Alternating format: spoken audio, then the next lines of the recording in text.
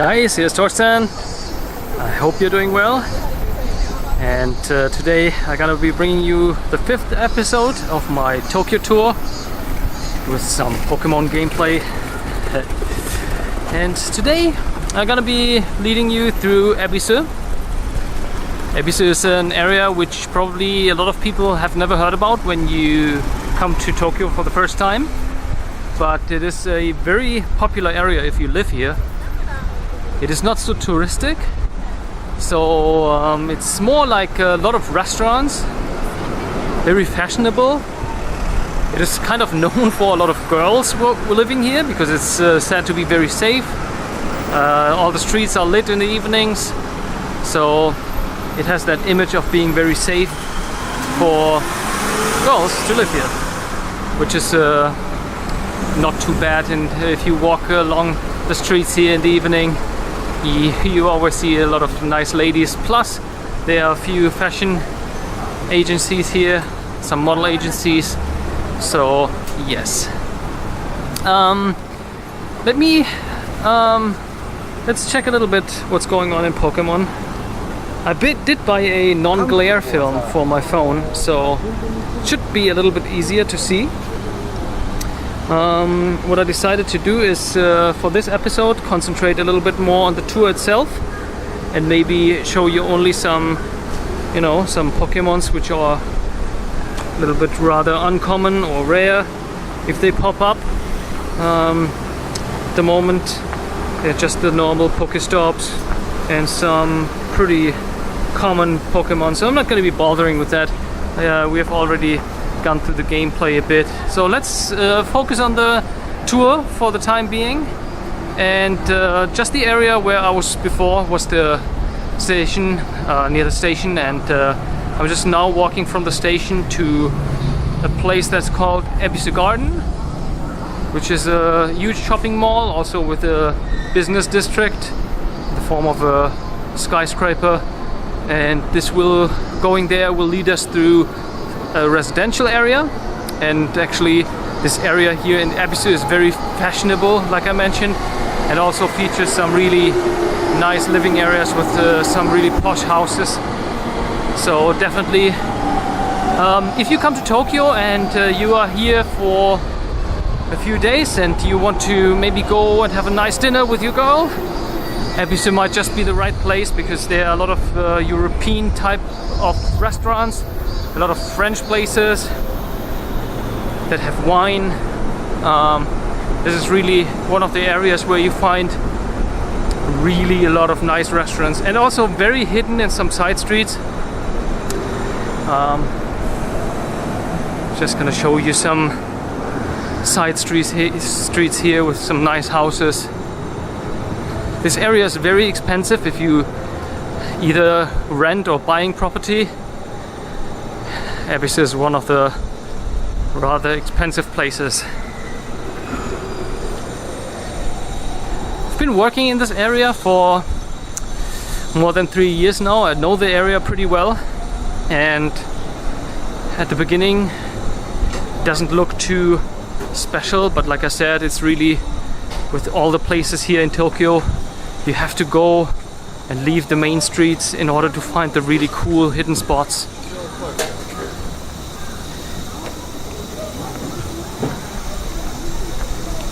Some of the places, some of the sites for restaurant suggestions, they are also in English available. And if you search for restaurants, there will probably be an English version available for Ebisu as well. So did a small cut here because there was a construction site. And this is an area maybe 3 minutes already by foot from the main station. And we're already pretty much deep in the residential area, but you still have a mixture between the residential area, then the normal office buildings, and restaurants. If you go to places like Shinjuku, which I will show you later, You have a mixture between business district and restaurants and bars, but not so much maybe on the residential side. And this is a kind of cool place here.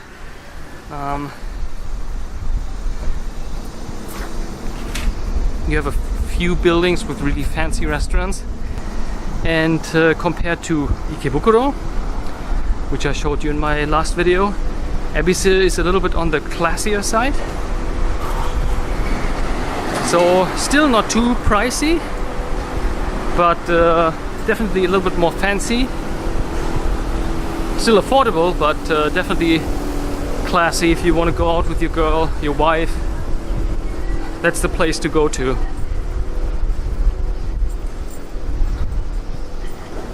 Just checking on my Pokemon what's going on. And as you see, this is more here in the residential area, so not too many Pokemons, not enough, not really action going on.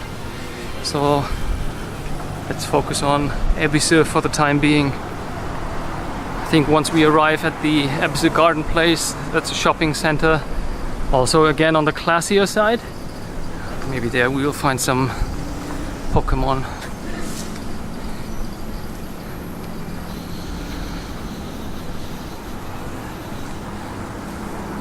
It's actually interesting, this hummingbird place here actually has a bar here as well.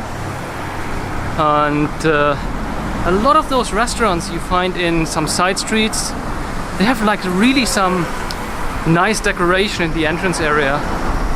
It's really individualistic. It's a nice contrast to all those big chains you find here, of course, as well.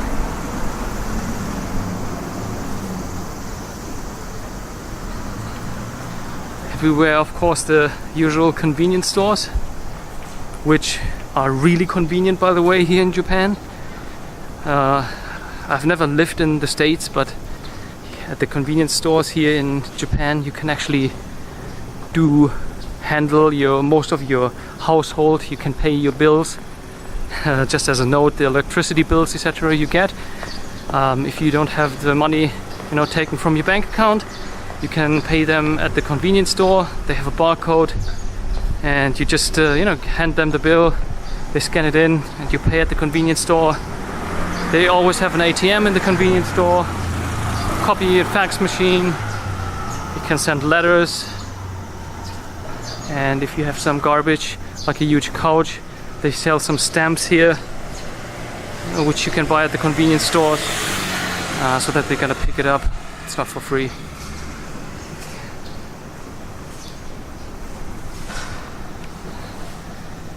If you walk through the side streets here and you see some really big estates, Ebisu is rather the place where you have some old money, because it's just as I mentioned, the area is quite expensive.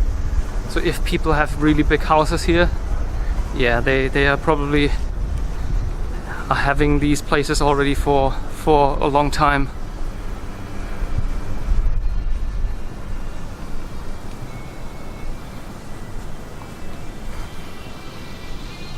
Still not much going on, and I'm not gonna be bothering with the Ratata. Also, I did mention it in my last videos, you have a lot of places here that wouldn't be surviving in a lot of other countries or cities which have less population, just because you don't have enough customers. But Tokyo's just so super big that even in a little bit more remote places, those kinds of stores can survive. It's actually just a bad example. In this building there are a few restaurants, and the first floor the restaurant just closed down, but actually I never enjoyed the food there. And if you're living in Tokyo, the quality of the restaurants is extremely high. So if you have a restaurant that doesn't offer top food choices, you will be out of business. Japanese customers, when it comes to food, are very picky.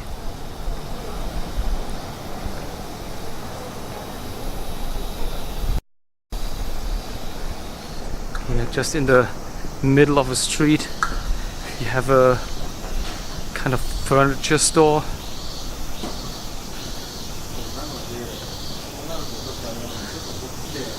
All of the stores, if you look at the entrance area, the streets are so clean. The people, the store owners, really take good care of the entrance area of their stores. It's an old car here.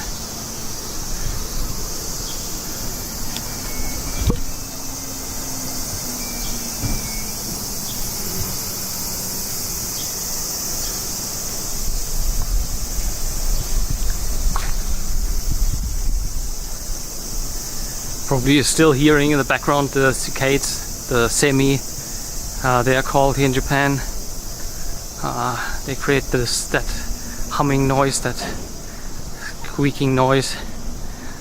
When I moved here to Japan, it was pretty annoying at the beginning, but now I can't even hear it anymore as I got so used to it.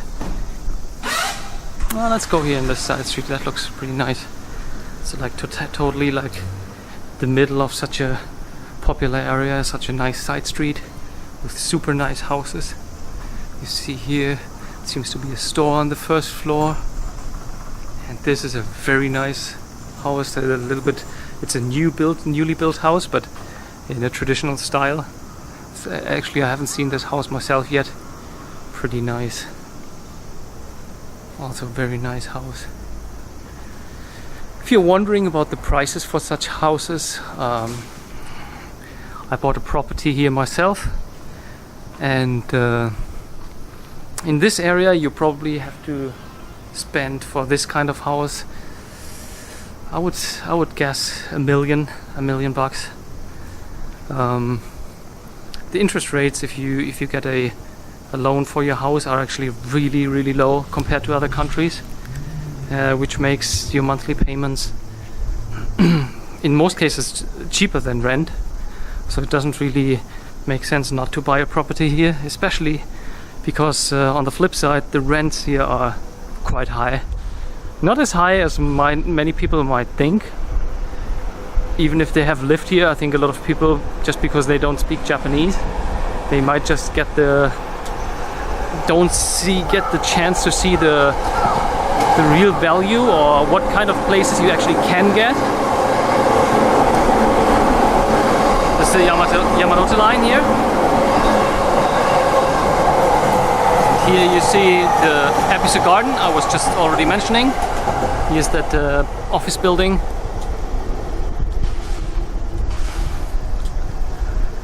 Yeah, like I said, so the rents are actually, for such a big city, not as expensive.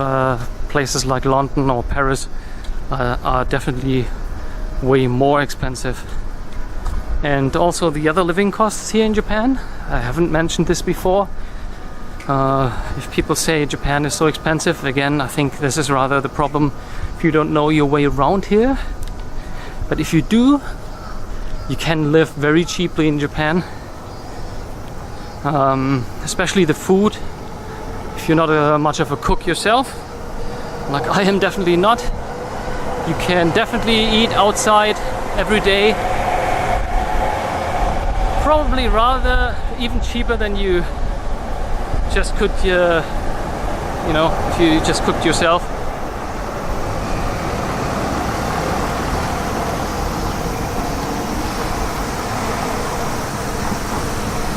This area is called Ebisu Garden.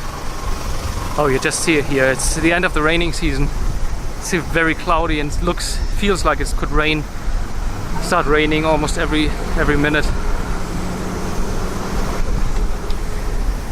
This year's raining season has been kind of weird. At the beginning it didn't rain at all. Actually, there was a water shortage in some parts especially for the farmers here in Japan. But now at the end it rained quite a lot. So yeah, Ebisu Garden, very popular area, very fancy, more so than, it's actually quite a contrast to the place I showed you in my last video, Ikebukuro, which is rather on the cheap side, more for younger people. Ebisu is definitely a place where you go to where if you want to go a little bit to a more posh area. Here next to that office building you see some residential places, but the rent here is very high. Just to give you an idea, for a place I would say around 50 square meters, 60 square meters, you would pay at least 2,500 bucks, probably more. But the places here in Japan, different to, let's say, Europe. I know it from Germany, for instance. In a lot of places, in a lot of apartments, you have to bring your own kitchen. And here in Japan, the big difference is that everything, if you rent an apartment, comes already, like the installations, like a kitchen, and it's already perfectly installed. And what you do here, if you move into an apartment, you have to pay key money and a renewal fee each 2 years usually. The renewal fee, people are already complaining a lot about that, but definitely the key money, it's around 3 months rent. And if you move out of the place and you did a little bit damage to the wallpaper, it sounds ridiculous, but if you damage the wallpaper, they take some money off that key money. If you are going to a big organization that rents out apartments, you will usually not have places in terms of they are trying to screw you off, but sometimes they do.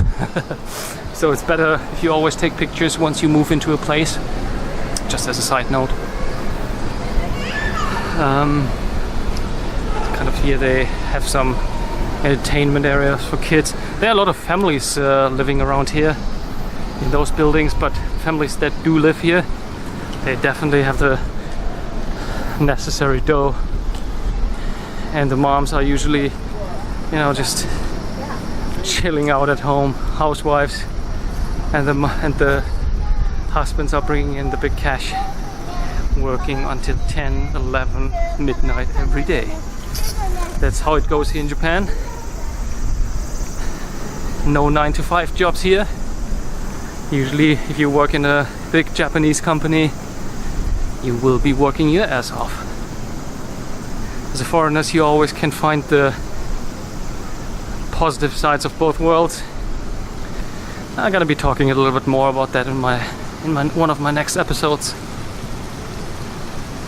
just to give you a little bit more insight into the culture here. Sorry guys, I just realized I haven't really been showing you much Pokemon. As you can still see, there's not much going on around here. It's just one Pokemon, like it's just a common one that popped up. But in this video, sorry guys, I didn't show you too much gameplay. I gotta mention it in my title so people don't get upset. But I promise you in my next video I will be showing some more Pokemon gameplay. Maybe just sitting around in a McDonald's and doing some battles. This is the nice hotel, Western Tokyo. And well guys, that was the tour for today. I do hope you enjoyed the video. If you did, give me a thumbs up, and I hope I see you in the next one. Cheers guys!